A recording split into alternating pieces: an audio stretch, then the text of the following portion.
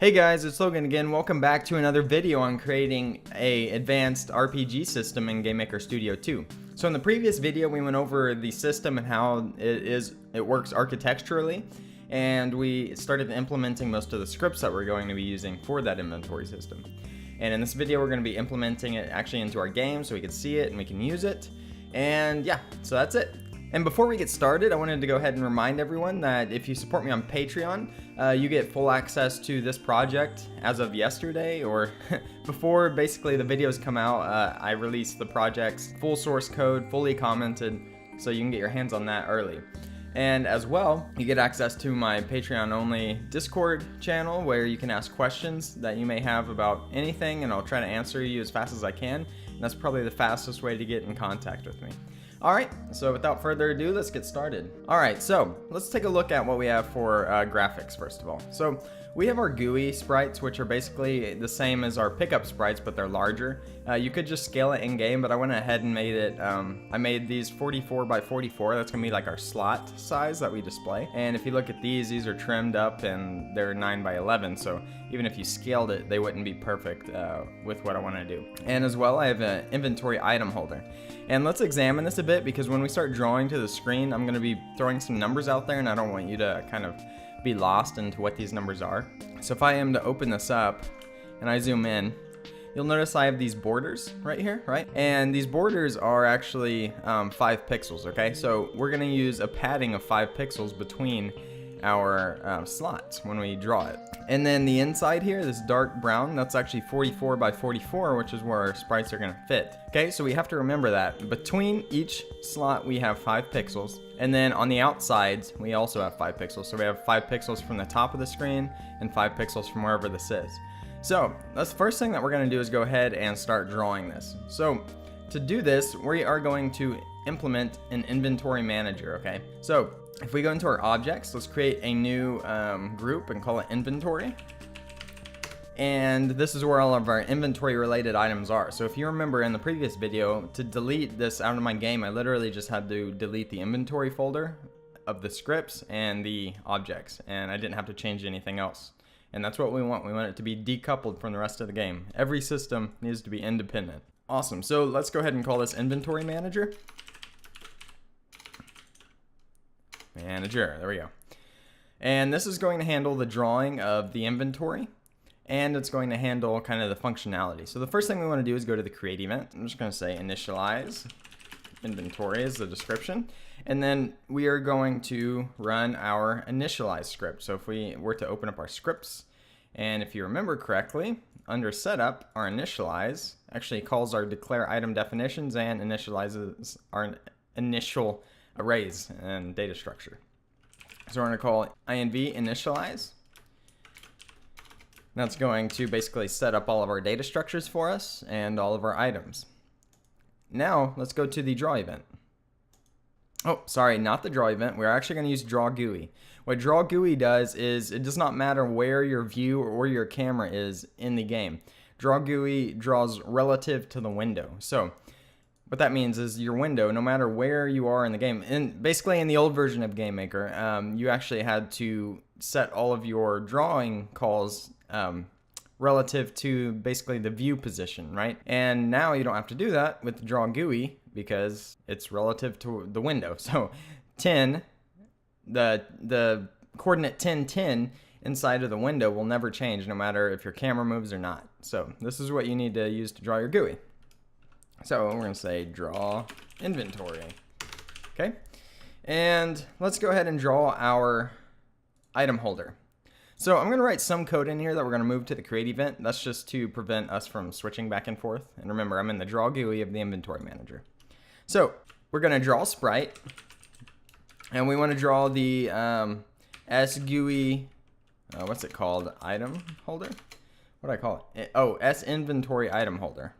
Inventory item holder, and -1 sub image because it's not going to be animated and it doesn't have any other images, and we have to give it an X position and a Y position. So let's think about this. The Y position is actually going to be 0 because the origin of this is the top left. Okay, we can actually set the origin of this to the middle, but that makes it really hard to place the items within it. So we want the origin to be at 0, 0. And what that means is to center it, if we were to place this in the center of the window, it'd actually be kind of to the right too much, because this origin would be placed in the center and it would be off kind of to the right. So we actually need to, when we draw this on using the x coordinates, we need to actually get the middle of this. And how we do that is getting the sprite's width. We divide that by 2, so that's going to give us 125, right? And then we get the window's width, basically the viewport's width, and divide that by 2 as well. And then we basically add these two coordinates or subtract these two coordinates, and it places this within the correct centered position. I didn't explain that well at all, but let's go ahead and get into it and see what it looks like. So I'm going to go back to my inventory manager and the draw event, and the Y position is actually going to be 0, so we could do that. I'm going to put a comma in front of it. So now we just need an X position. Now we could hard code this, but if we don't hard code it, it gives us some advantages. First of all, it doesn't have to do the mathematical operations every step. Second of all, it allows us to set other draw calls relative to the previous calculations we performed. So let me give you an example, or actually go ahead and type this.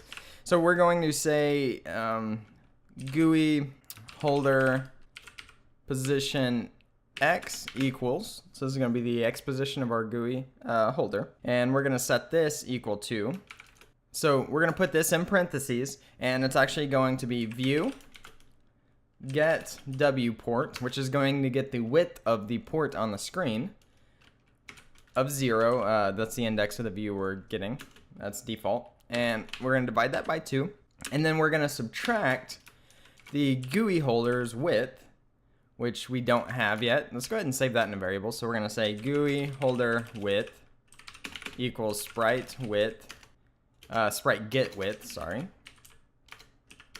And we're going to get the width of the S inventory item holder. So now we have the width stored in a variable. We don't have to type all this out and calculate it every time. So we're going to use minus GUI holder width divided by 2. So that's actually going to be the center point, or basically where the GUI or the inventory holder should be positioned for it to be centered, for it to look like it's centered. Okay, so we're going to put that in for the X value, GUI holder position X. And again, we're going to move all this to the create event. I'm just keeping it here so we don't have to keep switching back and forth and I lose you guys. Awesome. The next thing that we're going to kind of hard code in or set here as a variable is the border or the padding. So I'm going to say GUI holder padding. I'm just going to say pad equals 5 because it's 5 pixels, right? So I'm going to go ahead and put that in because we're going to have to use that for a couple different things. And also, let's go ahead and create a slot offset. So if we were to go back to the inventory item holder, the slot offset, let's say we place an item or a GUI item at this top corner because its origin is 0, 0 as well. So placing it at this top corner pixel will actually set it inside of this area perfectly. The offset is the distance that we need to travel to get to this next corner. So you can see it's going to be the basically width of that sprite plus 5, or basically this 44. Remember, this is 44 by 44 plus these 5 padding pixels, and then you'll be at that next point. So we're just going to go ahead and code that into the create event or the draw GUI event as well. So we're going to say GUI holder slot offset X, and this is simply going to be 44 plus GUI holder pad, okay? Because we're adding that 5. And now if we ever change the padding, the reason we're doing these inside of variables is, so if we change the padding to 6, I could simply change this and then it would all still work, right? In other words, if you didn't do this and you hard-coded it, you'd have to go, oh, what's that 5 again? I need to change that. So now you have it all right here. So this is good practice to do this. Awesome. There we go. So I think that's everything that we need, and we're going to move this to our create event so we aren't calculating that every time. And these are our calculations, and now we have our draw GUI. So we should have our item holder drawn, okay? Let's place our inventory manager in our room. So I'm going to go in here and drag the inventory manager in, and I'm going to actually set it to the first thing that's created, because theoretically, if you were making a game, this would be a persistent object and it would be created from a different room before we even got here. So it should already exist by the time we make it to the room. So I moved the instance creation order up here. And we have an issue here. It says enum reference sprite does not exist in item type. This was from code we did in the previous video, add item def. So let's go to our declare item definitions. I might have got something incorrect here. Let's see. Item none, s empty, s, what did I do wrong? Enum reference sprite does not exist in item type. What did I do? Sprite. Oh, did we not put the sprite? Oh, not item type, it's item properties. You guys probably saw that yesterday, or in the previous video if you're watching this after the fact. So this needs to be not item type, this actually needs to be item properties. So sorry about that. All these need to be item properties because they aren't types, they're properties of the item. Okay, and let's go ahead and run it. We're probably gonna come into a few little tiny issues that we can fix pretty quickly, so don't stress it. There we go. So I ran it and we have our sprite drawn centered, following our view. Awesome. That's all we had to do. Power of the draw GUI event. Okay, now we need to start placing our items in there. Well, right now we can't actually place any items because we aren't picking any up. So what we actually need to do is start adding some items to our inventory. So I'm going to add, I'm going to delete that. Let's add a new group and let's call it pickups. These are going to be the actual in-game objects that we can pick up, right? Pickups. And let's create, let's just create 3 different ones. So I'm going to go to the sprites. I'm going to go to the items, pickups, and I'm going to use the S pickup red. I'm basically just going to do the 3 colors. I'm going to call this item pickup red vial. Okay. So as you see my naming convention, I kind of go broad on the left and then I narrow it down. So I have item pickup. I could have multiple types of vials. I could actually do vial red. It might work as well. And this kind of helps in the autocomplete. As you type, it kind of narrows your search down. It's kind of cool. Okay, there we go. So I'm going to duplicate this twice. And then I'm just going to change the name of this one to yellow. Hopefully you can see this down here. Yellow vial, and this one's going to be blue vial. Why not? These should be potion. I don't know why I named them vial. Whatever. Okay, so I'm going to change the sprite on these items, pickups. This one is yellow, so I'm going to use the fat yellow one. And this one's going to be blue, so I'm going to go ahead and change the sprite to blue here. Pickups, blue. Okay, there we are. Now, we're actually going to create a parent object for these items. So we don't have to duplicate code throughout every item that we pick up. So all that you will have to do to add a new item is create the item just like this, and then inherit from this parent, okay? So let's create an object. I'm going to say collectible item. I'm just going to say collectible item. No reason to put parent unless you want to at the end. Okay, and let's see. Let me get these ordered. Okay, there we go. So let's set its children. I opened it up. I'm going to go to parent. I'm going to set children. I'm going to add child. I'm going to add these 3 different children. So let's go to our inventory pickups, add the yellow, inventory pickups, add the blue, inventory pickups, add the red. There we go. So we have our 3 children. And now what do we need to do? What do we want our parent object to do? Well, first off, we're going to declare variable definition. And if you don't have the new version of GameMaker, you won't have this. So you would just do this inside of the create event, okay? And we're going to add a new variable, and the variable type is going to be an integer. And the name, what are we actually going to use for the name? So let's just call it my item type. And by default, we'll leave it at 0. That's totally fine. That actually means empty because this is actually going to be the enum of item type, right? Its parent collectible item is just going to be 0. So now we need to override this in the children. And as I was saying, if you're using the older version of GameMaker, instead of the variable definitions, you'll just do it in the create event. And yeah, and you'll have to remember to override them inside of the children objects anytime you make it. So I'm going to go to the variable definitions in our item pickup yellow vial, and you'll see that it shows down here already. And how we edit it is by clicking this pencil saying override, and we can actually put in here the enum. So it's going to be item type dot yellow potion. I know it's named vial here, that's bad, but this is going to be yellow potion. That's the type of item that this is going to link to. We're going to do that for the remaining 2 items. Variable definitions, pencil, item type dot blue potion. Let's do the same for the red. Variable definitions, pencil, item type dot red potion. There we go. Awesome. So now what we need to do is be able to collect the item, right?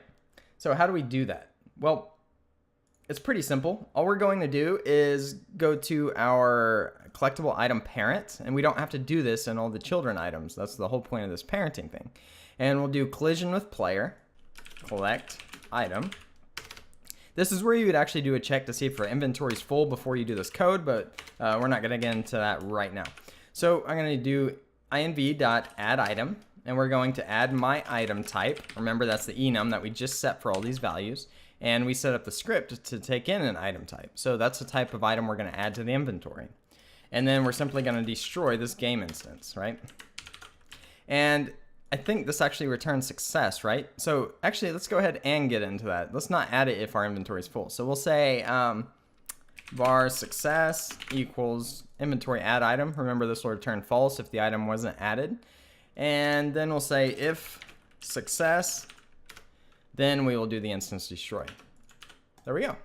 So now we know if the inventory item was successfully added, and if so, destroy the instance. If not, then don't destroy it. You can actually show a message, hey, your inventory's full, whatever.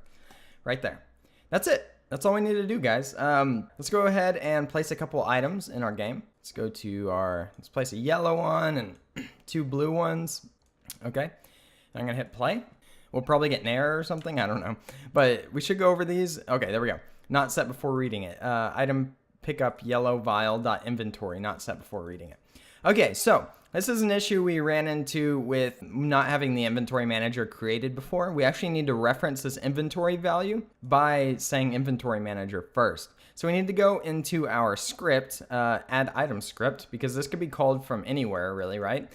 And when we call it from the collectible item, it actually is looking at its local variables, basically the variables that it owns, and looking for that inventory variable. Well, it doesn't exist because the inventory variable belongs to the inventory manager. So to reference it, we just need to simply say inventory manager.inventory. I'm going to copy and paste this to all these other references. We have one in array find index. Okay, let's try it now. Okay, so if we run into this, we're getting another issue trying to index a variable which is not an array. Item definitions. Okay, so item definitions, once again, belongs to the inventory manager. So we need to actually add inventory manager in front of the item definitions. Let me glance over this one more time, and let's, yeah, I think that should be good. Awesome, here we are. Boom, so we did something with it. We don't know if we picked it up or not. Okay, and once again, we have an issue. Execution error, variable index 22 out of range 50, unknown variable. Add item, line 12, item definitions, properties, amount. Okay, so we have an issue. I don't think our item definitions is initialized correctly for some reason. Let's go check it out. Let's say declare item definitions. We have item definitions, item type dot length. Okay, so we used item type dot length for both of these. This is actually incorrect. We need to use item type dot length, and then we need to use item properties dot length. Okay. And yeah, so that was our issue. We needed to do the appropriate values inside of this array. This is inside of where we declare item definitions. Let's go ahead and try it again. You do run into issues like this when you're building. So I could cut all of this out, but I don't because you need to see that everyone's not magic. Okay, so we're getting variable index out of range 50, same issue really. Item properties, item amount. Why is this not initializing correctly? I know what happened. So we actually did need to change this, but the issue is we haven't added the definitions for all of our items. So it's trying to access a value that does not exist. So we need to add the definitions to all of our items. So I'm going to copy and paste what I have here. And we have 3 different types of items. Remember, we have a definition for none as well. So we're going to use item type.red potion and item type.blue potion. And we have to change the sprites that we want to display based on these. So we have S GUI vial. This one's for red. And then we have S GUI vial GUI vial blue. Okay, so there we go. And let's leave the use script to just the yellow potion because that's the only one we've made so far. We have used yellow potion. That's fine. Okay, so now we should be able to run it and it should be fine. What was happening was we did not instantiate these values inside of this item definitions array. So yellow was initialized, but blue was not, and now it is, so it's allowing us to pick these up. So next, all we need to do is display the item. So how do we do that? Well, we're going to use our offsets. It's actually going to be pretty dang easy. So let's go to our inventory manager, and let's go to the draw GUI event, okay? We have our drawing of our little thing at the top, our holder. And next, we just need to iterate through basically how many active items we can have and draw their sprites. So we're going to use var I equals 0. We're going to use a for loop. And as long as I is less than max active inventory items, these are the ones that you can use from your keyboard, right? And then we're going to use I++. And then we are going to say our item definition index equals inventory of I. So as it's iterating through these 5 items, it's getting what type of item it is. And that's what this is. This is the type of item. Basically that enumeration that's stored in that slot. And now we're going to say if item definition, item def index does not equal inventory item type, dot none. Basically, if the slot's not empty, then we are going to do the draw functions. Okay? So, how do we do the draw functions? Well, it's pretty easy. We're going to say draw sprite, and then we're going to draw the item definitions, and then we're going to draw item def index. That's the type. Remember, this is the type of item. And then we have to get the specific property, right? So we can say item properties dot sprite. That's what we want to draw. It's that easy. So that gets the sprite that we're drawing. And remember, if you go here, that's this value. And next, we just need to set subimage, which can be -1 because it's not animated. And I'm going to go ahead and cut down here because it's going to be kind of a longer statement. And this is going to be the X position. Where do we want to draw this? Well, we want to draw it at the GUI holder position Y. Well, actually, this is going to be 0. We actually need to code this into our create event. So let's go to our create event and let's say GUI holder position Y equals 0. Even though it's 0, if you ever decided to change it, we don't want to hard code that 0 inside the draw event. Okay, so let's go back to the draw event, and this is going to be, actually, we're setting the X position. I don't know why I was dealing with the Y, but we will deal with the Y in a second. Okay, so we're going to say GUI holder position X plus GUI holder pad, and then we're going to add something to this. So depending on I, we want that item to be drawn kind of sequentially. So depending on the value of I, it needs to move over within the slots into a different slot. So this is pretty easy to do. We just simply say we're going to add our GUI holder slot offset X times I, okay? So if I is 0, then it's going to just go to that first position. I is 1, it's going to multiply, or it's going to move that offset. And then if I is 2, it's going to move twice that offset from this beginning position. And yeah, it's going to draw it pretty nicely for us. Okay, so did we give it all the, oh yeah, we need to do the Y next. I'm going to move down to this right here. I'm actually going to subtract a line. Got to get all this neatly lined up. That's just how I do it. Okay, so the Y position. This is pretty easy. We're just going to use GUI holder position Y plus GUI holder pad. That's it. Done. Now our sprites should be drawn, okay? Let's go check it out and see if it works. So I'm going to hit play, and we should get something cool here. Let's see. Boom. There it is. So our items are getting drawn. Now, remember, they stack. So that second blue one I picked up actually stacked. So let's actually draw the amount of this item that we have, okay? So how do we do that? Well, it's pretty easy. We copy and paste the same thing, okay? But instead of draw sprite, we're going to do draw text. And we are going to find a position to draw our text. And instead of drawing the sprite here, obviously we're going to delete this.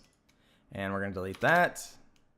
The draw text function takes an x and y value, so we gave it an x value.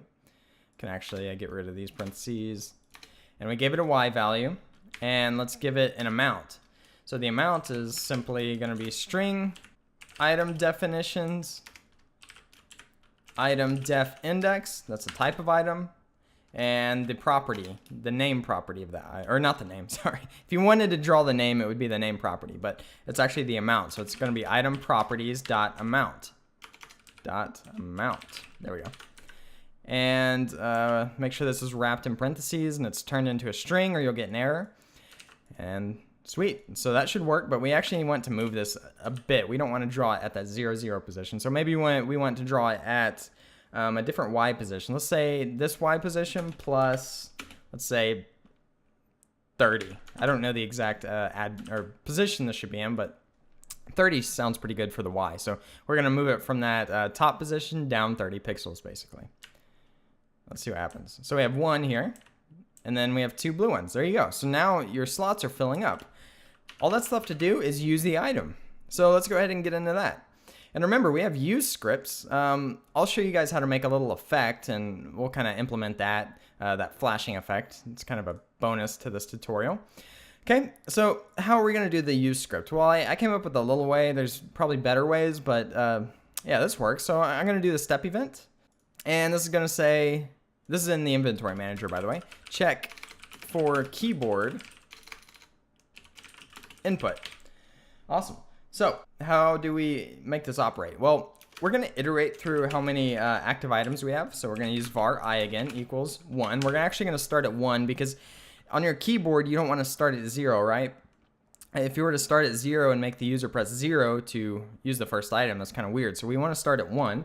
And we want to say as long as I is less than equal to max active items. And we're going to increase I at the end of this. And then in here, we're simply going to do if keyboard check pressed. So if it's just pressed. And we're going to use this I value as the character to check. So we don't have to write this for each character. So we're going to use ord, and we're going to turn the I into a string. So now the I value is actually turned into a string, and that string is passed into the ord function, and then the keyboard check is checking for that. So it's actually going to return if you're pressing one of the keys from 1 to max active items. So 1 to 5.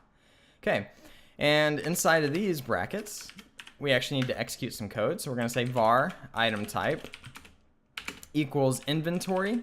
And since we started at 1 and we're not using a 0-based index, we actually need to subtract 1 from this index. So we're going to say I minus 1. That's going to get our item type, because remember, we're starting at 1, not 0, and we're going to active items if we're equal to that. So we're actually using I not 0-based, it's 1-based.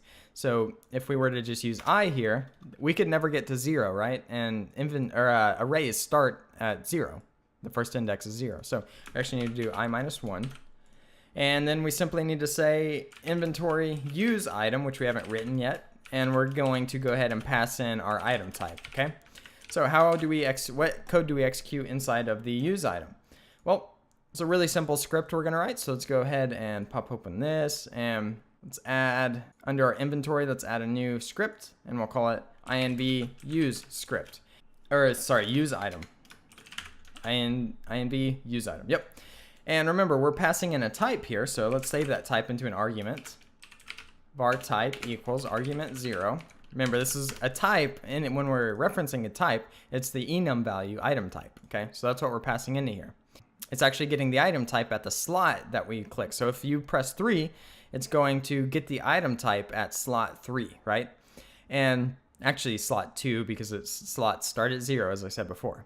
And it gets the item type, and it's going to pass that item type of that slot into the use item script. And the use item script is going to execute the script that we set in the declare item definitions. So we're going to say var item script equals inventory manager dot item definitions. This is that array we set up. And we're getting the script from this type. And we're getting the inventory item sorry, it's going to be item properties dot use script. So that's a property we are retrieving. Okay.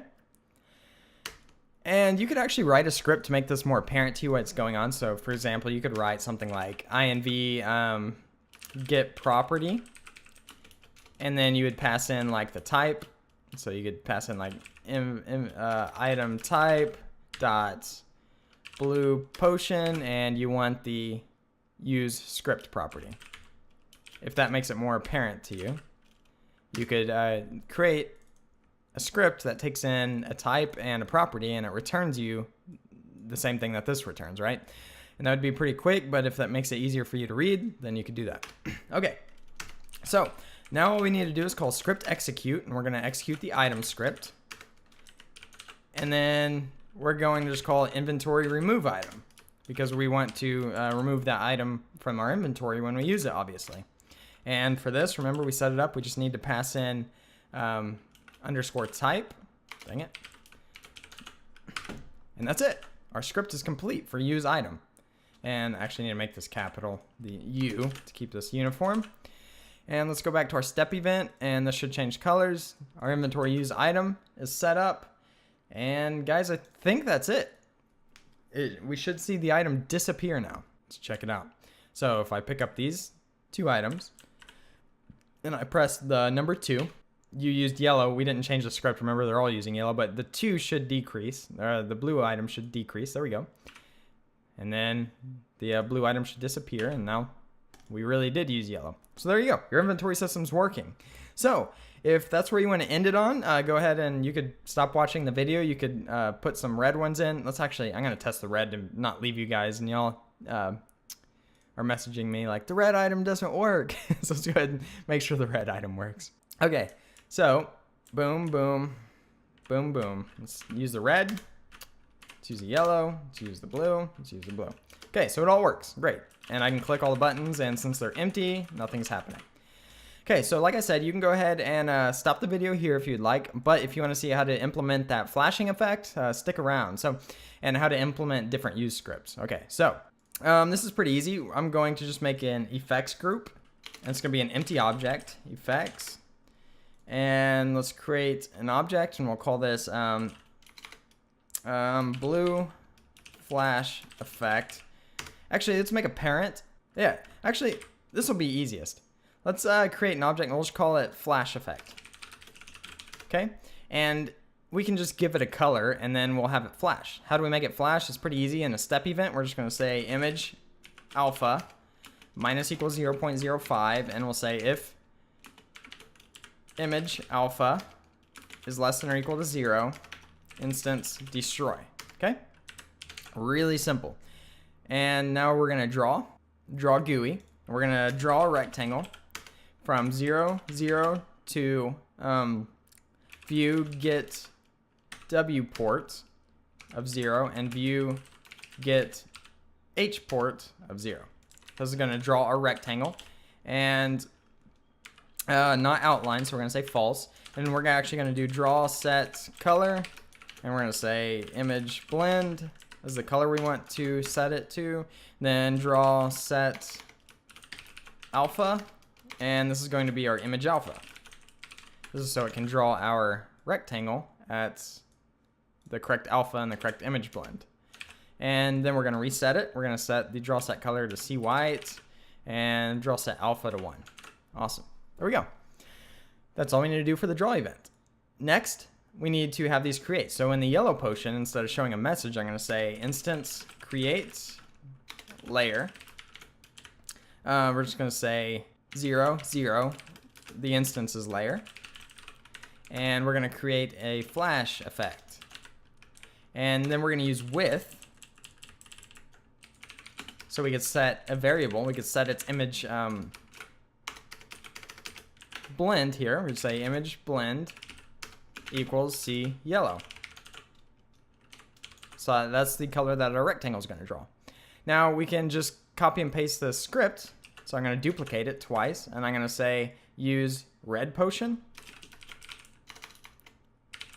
and use blue potion And you can see where I'm going with this. You just need to change the color in these scripts. So I'm going to open the blue potion. I'm going to set the color to sea blue. Oh, not black, blue. And then I'm going to open up the red potion. I'm going to set it to sea red. Easy. And now we need to go to where we declare our item definitions. And we need to change these. You could actually change the name if you want. Blue potion, yellow potion. And then we need to change the script. So use blue potions, what I'm going to use for the blue one. And use red potion. That's what I'm going to use for the red one. And then we have the yellow. And I think that's it, guys. Now if we run it, pick up the potions, you can use it, and we should see the screen flash because it's executing those scripts on that. So if you were to add a new item, you just add the item definition, add the item type and the enum, you're set. There you go. So we have our flash effect. Awesome. So I hope this was cool for you guys, and I hope you kind of enjoyed it. And if you did, please like and subscribe. And yeah, so start leaving comments of what you guys want to see in the next videos. So this inventory system, first of all, is, I know it seems a little complex, but it's complex to set up, but it's not complex to add to.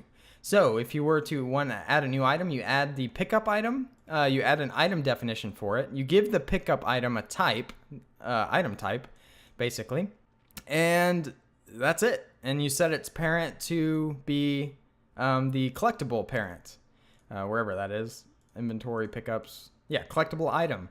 You set that as its parent, and then when you pick it up, it'll do everything based on these item definitions. Now, if you want to add more properties, you'll need to change this item definitions by adding more variables and setting the item definitions correctly, and then adding, of course, the enum type to properties, but we wrote it in a way that that's all you have to do. After you change this, everything else is set dynamically, so you don't actually have to fuss with it or really anything.